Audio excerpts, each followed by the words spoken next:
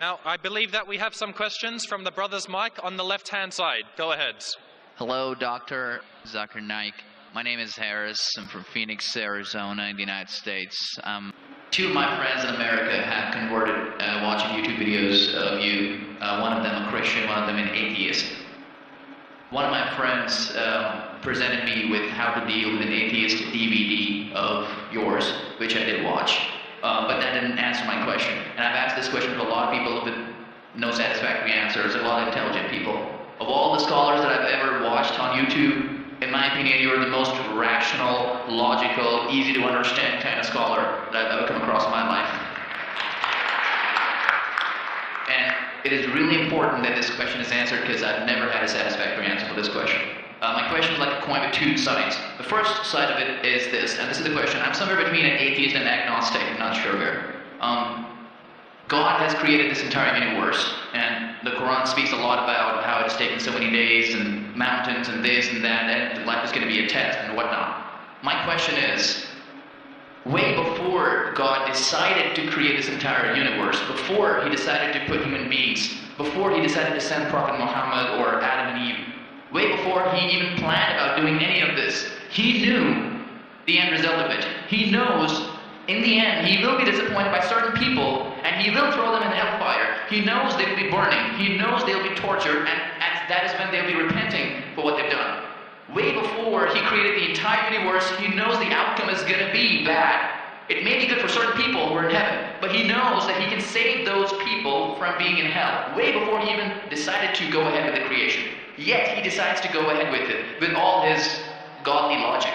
Why would he want to do that? The question, if I can just put it in this manner, how can God be so sadistic that he would actually go ahead with a plan which he knows is going to end up in that manner? That's the first side of the coin. The second side of the coin is, for some reason, if I believe that, okay, God is almighty and he understands everything is great, God is great, why is God insisting in the Quran that look at the mountains, look at the protons, the electrons, this and that, everything is so synchronized, how amazing I am? Why is it forcing us to find his creation amazing when it is a piece of cake for God? I mean, he just had to say kun and it was done. Then why is it a big deal if God has made this entire universe which is so amazing? Because for God it's nothing. So I should not be really amazed at his creation. He can do much more than this. So I don't understand why he wants us to respect what he's done or find it amazing what he has done. The brother asked a very good question and a very intellectual question. It's a very good question. And he has seen some of my tapes on YouTube even of atheism. And this question that's troubling him, he hasn't got the answer to. The brother asked a question that Almighty God knows everything before he created the heavens and the earth, before he created human being, before Prophet Muhammad came here, peace be upon him, he knew everything. If he knew that some will go to heaven, majority will go to hell, so why did he create the human being? Isn't it sadistic? Is the basic question, correct? Second question I come to later. Brother, who told you that majority will go to hell? Well, even if one person is going, it doesn't make any sense. Even if one person goes to He could avoid that. hell, he could have avoided that. I mean, he could avoid being disappointed. Of course. I'll reply. The brother said even if one person goes to hell, it is as though God would be disappointed. God doesn't get disappointed ever. Now coming to your question, I started school. And you may have heard Islamic International School. If a teacher takes an examination, if she is just, while she is giving the examination, she writes in the maths paper 2 plus 2 is equal to how much? The student in front of her or him, the teacher, writes 5. She can very well tell the student, change 5 to 4. Would it be just on the teacher during the test and examination to correct a student who is writing a wrong answer? Right, if she has an option that the student doesn't need to do any of that and still No, I'm asking a simple question. I'm asking a simple question. The teacher has given the question paper. Right. All the students That's circumstance, you're right. For that particular situation, for that particular situation, the teacher can tell, dear student, change 5 to 4. What will the other students think about? Unjust. But God can be just at the same time. He can create a completely different condition. He doesn't have to go ahead with that situation. He's not bound by any situation. Brother saying Almighty God can create something which is perfect and will not make mistake, correct? That God has already done. He created the angels. God created the angels. The angel never go against any commandment of God. But human being is a better creation than angel. The angels have got no free will of their own. If you have heard my tapes, if you have not heard, I'll tell you now. The angels are a creation of Almighty God, but not the best creation. Almighty God created the human beings. The human beings have a free will to go against follow God. If you are chosen to be a human being, if you disobey His commandments, you go to hell. If you obey His commandments, you are superior than the angel. Because the angel doesn't have a free will of his own, then he follows God. It's nothing great. The human beings are the better creation of Almighty God. Almighty God has given a free will. That's a different question that Almighty God knows. Because He has ilm ghaib, He has knowledge of the future. He is more superior. So He has created such a creation which has a free will. The fault is of human being, not God. No, but God has created us with that fault, and He knows He can avoid that. Not fault, it's not fault, brother. It is free will. Why is He giving us a free will when He knows He's going to eventually put these many people in hell? Why is He doing something? That is a different creation. Like, would you want to create something which can think on its own, or would you want someone so compassionate He can also? Brother, that's what I tell you. What you want, God has already created an angel. I'm asking you, which is better? An angel following Almighty God or a human being following Almighty God? Which is better? For me, absolutely, if I get a second chance, I would want to be an angel. Why would I risk Second going chance, correct. That's why Almighty God says in Surah Araf, chapter number 7, verse number 172, Almighty God brought all the human beings from the loin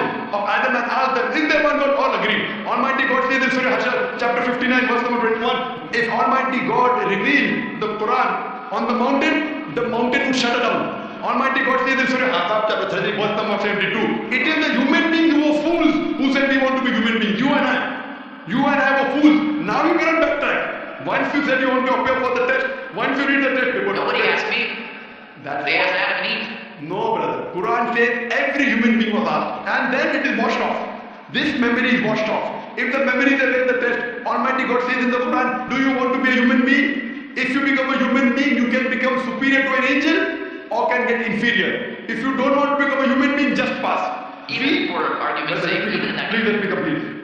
You ask the question. Right, if you interject, I will answer. Sure, go ahead. So Almighty God asks the human beings, and the Quran says, we human beings were fools, you and I both, were fools who opted for the test. Now once you undergo a test, if you follow the commandment after free will, you be superior to an angel.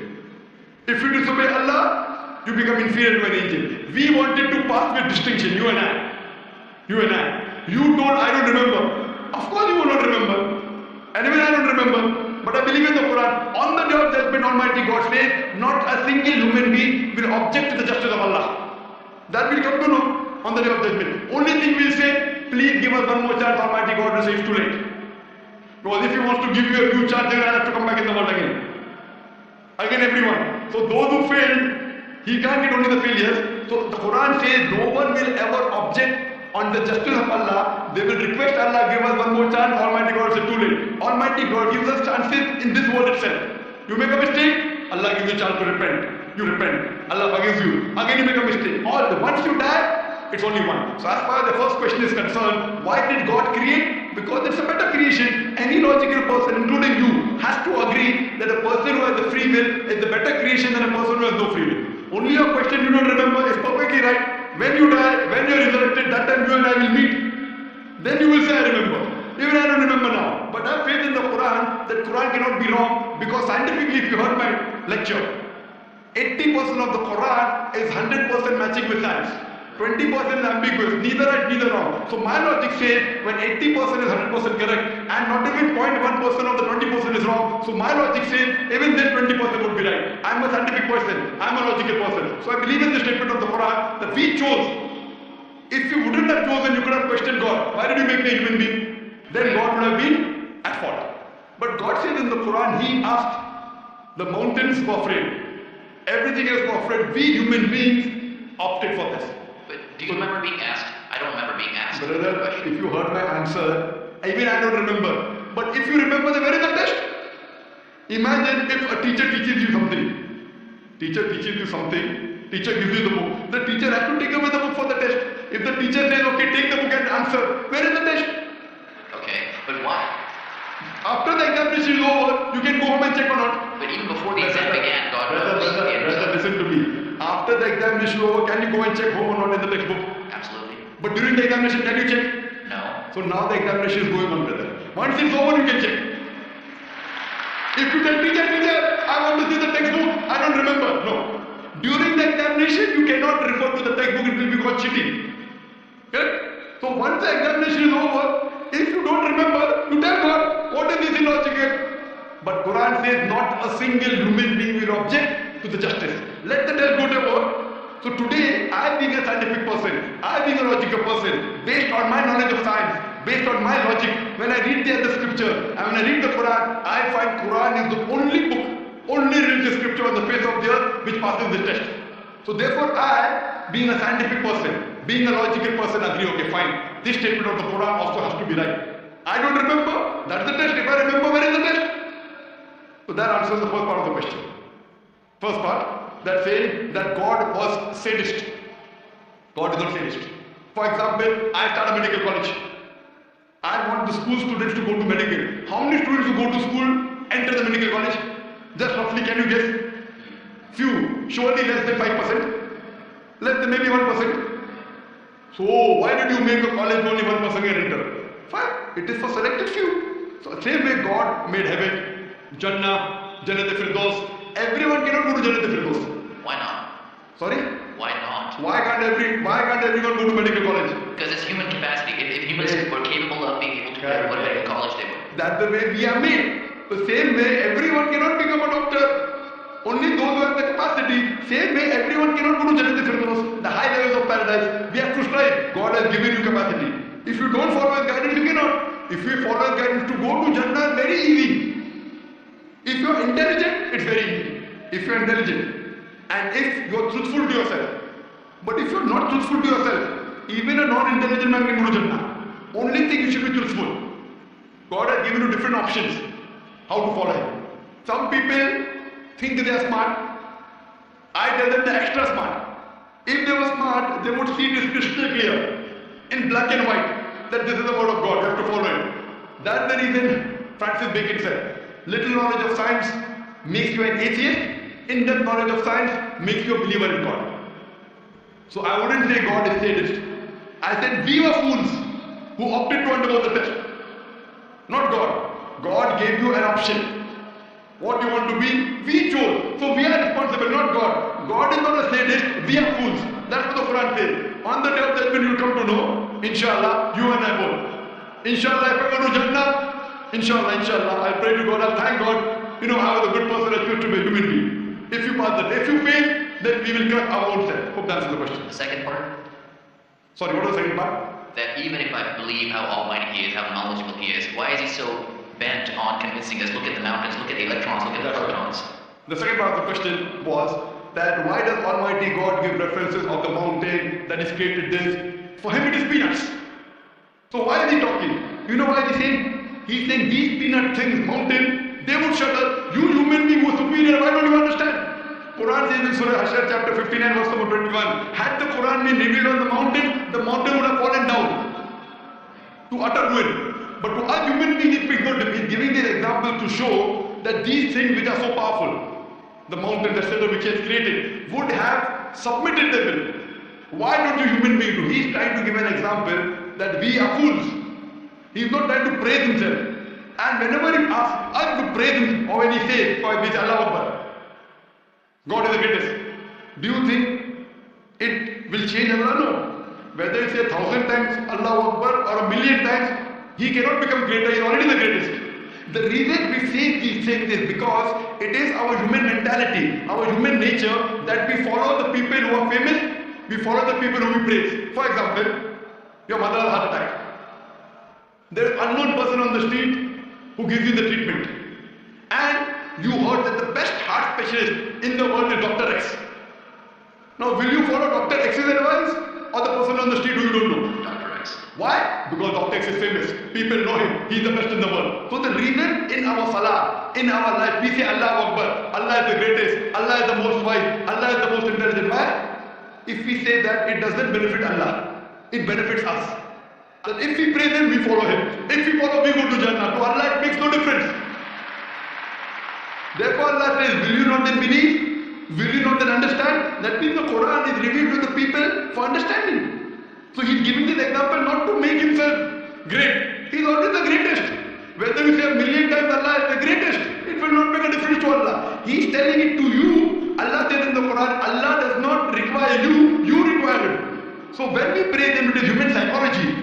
That the person you praise, person you talk great about, you tend to follow His advice. By following His advice, it will benefit you, it will not benefit Him. He is already the greatest. He is already the merciful. So these are rules and regulations laid down. He is our creator. He knows our mindset. So the reason he speaks about this is such a, like, you are a student of science, correct?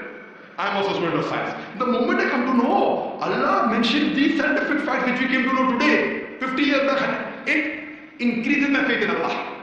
Allah says in Surah Fussilat chapter 41 verse 53, "Sanurihim ayatina fil afaqi wa fi anfusihim hatta yatabayyana annahu haq." Soon we shall show them our signs in the further regions of the horizons and into their soul until it is clear to them that this is the truth. So Allah is giving these examples so that it benefits us. For Him, it makes no difference.